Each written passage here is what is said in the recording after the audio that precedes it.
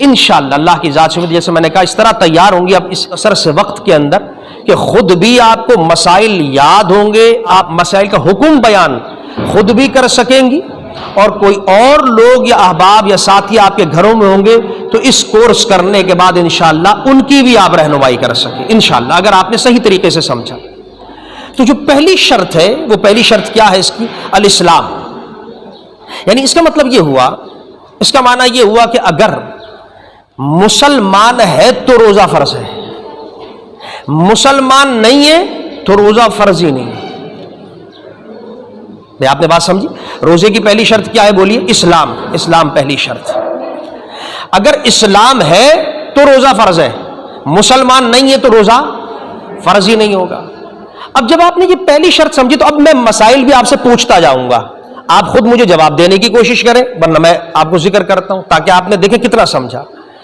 اب میں اگر آپ سے یہاں کوئی مسئلہ پوچھے، کوئی شخص آ کے آپ سے، خواتین سے یا صاحبان سے ہمارے پوچھے کہ صاحب ایک آدمی ابھی اللہ نے اس کو اسلام کی توفیق عطا کی اور مسلمان ہو گیا، کیا حکم دیتے ہیں آپ، فتویٰ کیا دیں گے؟ آپ بتائیے کہ کیا اس کو ماضی کے روزے رکھنے چاہیے، قضا کرنی چاہیے یا نہیں کرنی چاہیے؟ قضا نہیں کرنی چاہیے۔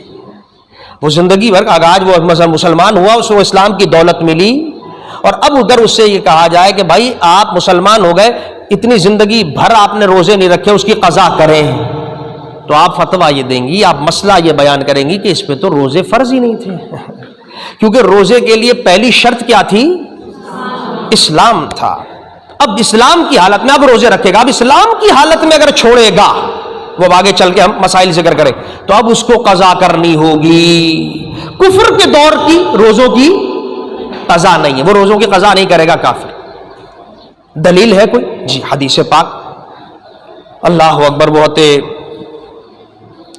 عمر ابن عاص رضی اللہ تعالیٰ عنہ نے نبی کریم علیہ الصلوۃ والسلام کے ہاتھ پر بیعت کی کہ یا رسول اللہ ہاتھ آگے بڑھائیے تو میں آپ سے بیعت کروں، ابایع علی ید، مگر حضور ایک شرط ہے میری، کرم یہ فرمائے کہ جو کچھ ماضی میں ہو چکا ہے کیا وہ معاف ہو جائے گا؟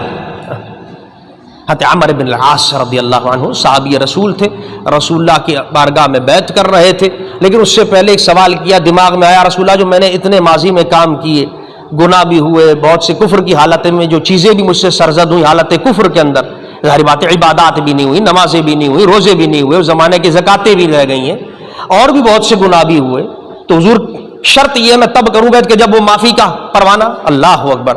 تو رسول اللہ علیہ الصلوۃ والسلام نے اس وقت فرمایا تھا کہ اما علمت ان الاسلام یہدم ما کان قبلہ، کہ عمر ابن العاص یہ خوشخبری ہے، کیا تم اس بات کو جانتے نہیں کہ جب انسان اسلام لے آتا ہے، اسلام کے دامن میں چھپ جاتا ہے، اس رحمت کے سائے میں آ جاتا ہے، تو یہدم ما کان قبلہ، اس سے پہلے جو کچھ ہوا ہوتا ہے اسلام اس سب کو معاف کر دیا کرتا ہے۔ اللہ، یہ شان ہے، یہ اسلام کی شان۔